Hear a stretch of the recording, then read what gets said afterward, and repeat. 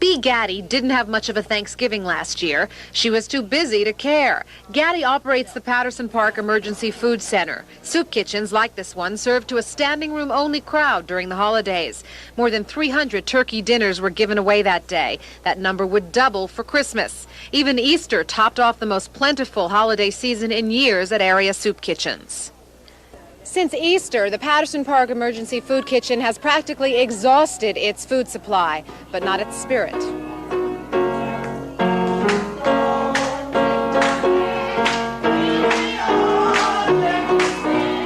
We are poor, we have nothing, but we got the Spirit of God.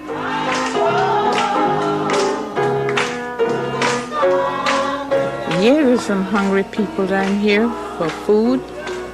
And they're hungry for spiritual, for God's food.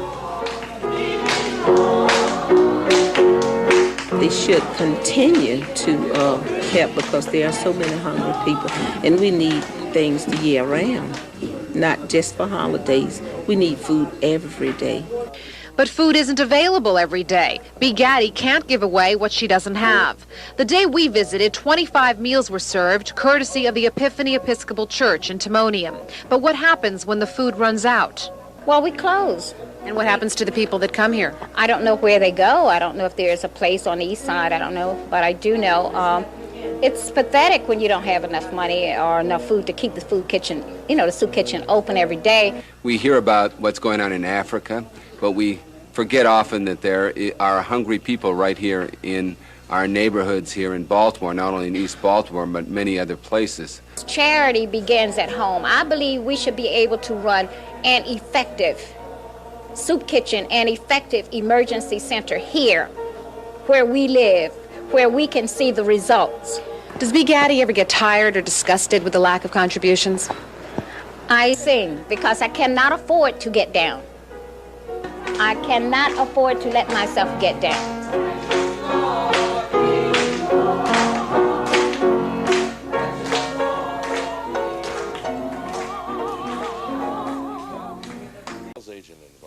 The Maryland Real Estate Commission charges State Senator Clarence Mitchell with allegedly failing to adequately supervise the activities of a former salesman of Mitchell Properties, his real estate company.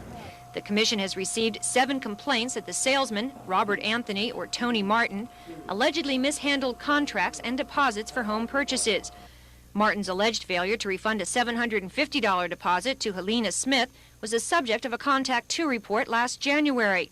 After the intervention of WMAR-TV's troubleshooting unit, Senator Mitchell paid Mrs. Smith back in full. I felt that I had an obligation to assure that Mrs. Smith got her money back as soon as possible. Senator Mitchell is out of town at a meeting of black state legislators, but at a news conference today, his attorney, Larry Gibson, said Mitchell fired Martin and turned in his real estate license as soon as he learned of his employees' alleged improprieties.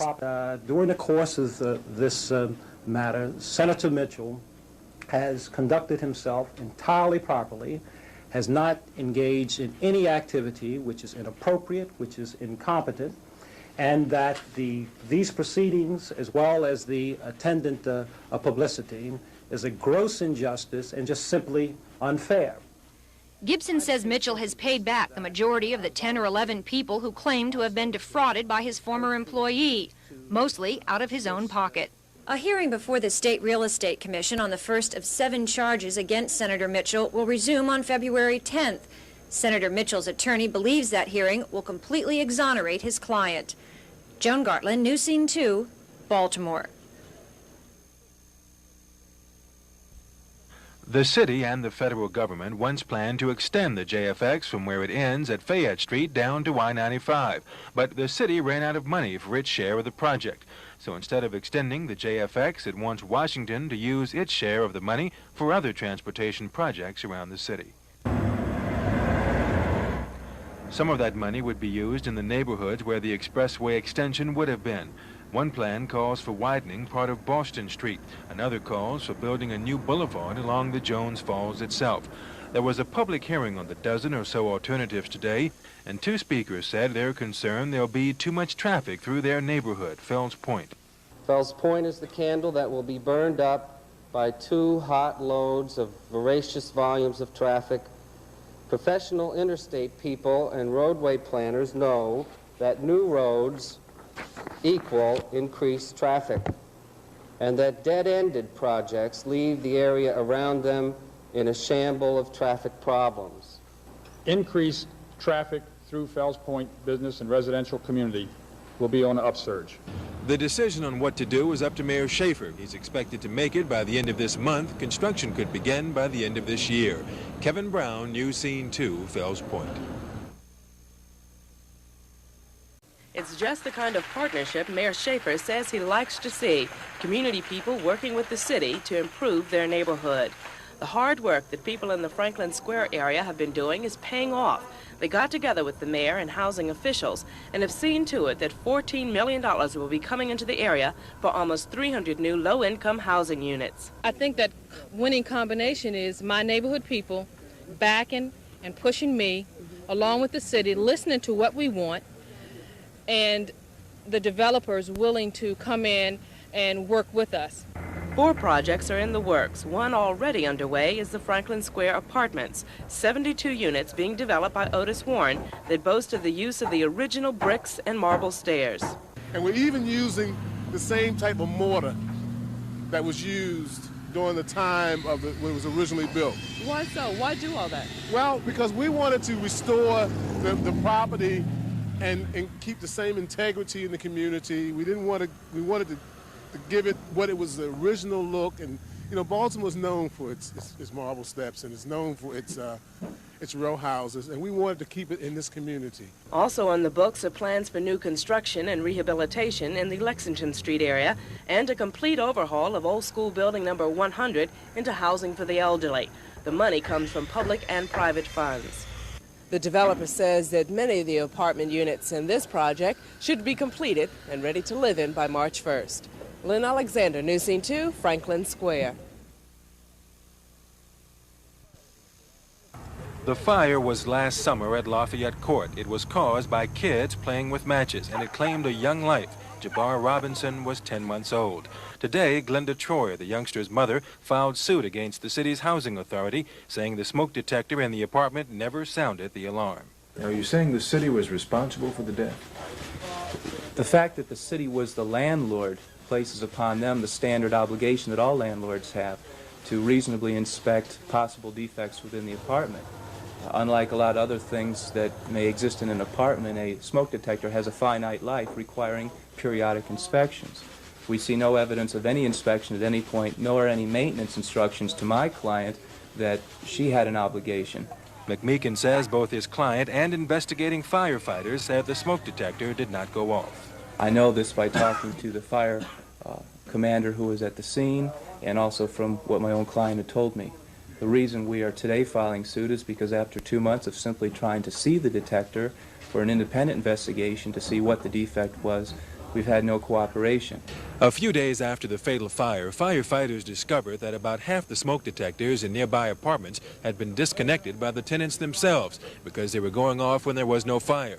But McMeekin says his client never tampered with the smoke detector in her apartment. Kevin Brown, News Scene 2, Lafayette Court. The MTA proposal will cost hundreds of millions of dollars and take years to complete, but Baltimore County officials say it's worth it.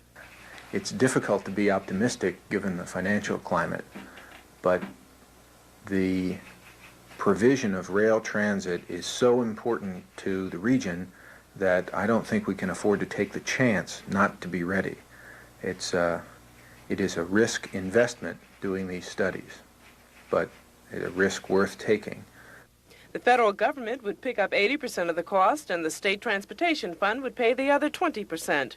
There are several alternatives in the plan, but the most comprehensive calls for an extension of the present train tracks so they hook into the city's metro lines and take riders down to Charles Center. There is about 20 miles of existing track that may be used for the project. However, it's in need of repair, and about 30% of it is in the Jones Falls floodplain area, so some of the track may have to be raised to keep it high and dry.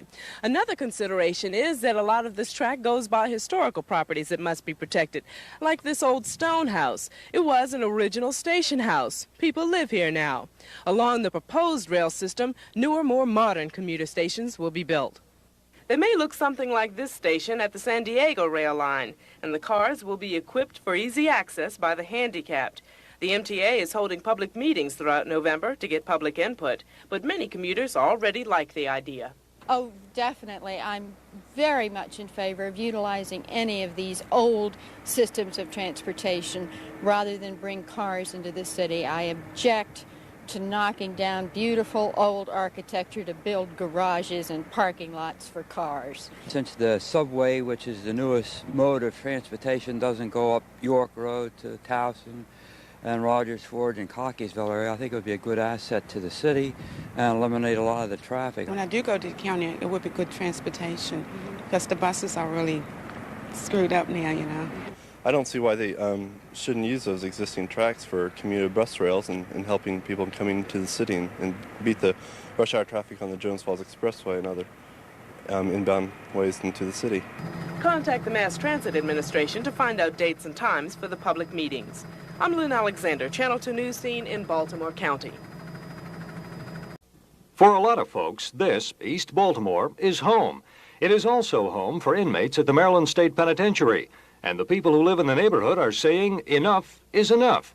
That was the point made at the Central Social Hall on Eager Street as residents of the Old Town and Johnston Square communities learned of plans by the state to build 3 new maximum security prison buildings in the area, each building housing 250 prisoners. It's at the point where they feel that the Johnston Square, Old Town area is a dumping ground. They just throwing anything they can just right in this area because nobody else wants it. The reason why they wanted to put additional to the prisoner here is because more of the people in this city was getting in trouble than in the county.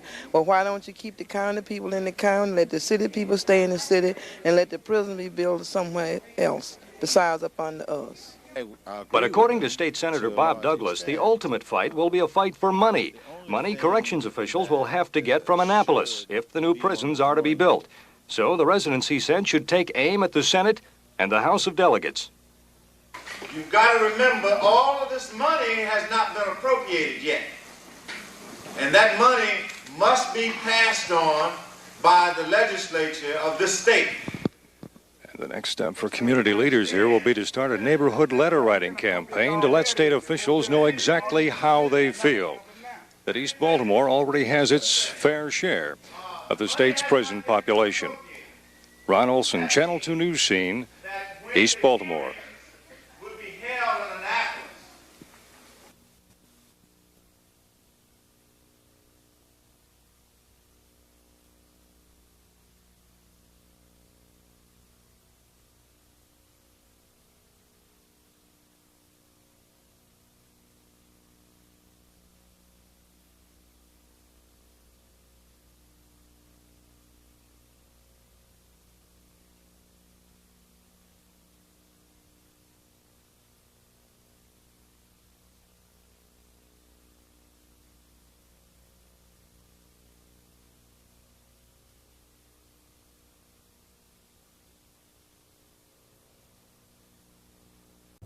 Organizers of the co-op say its growth is due in part to the bad economy.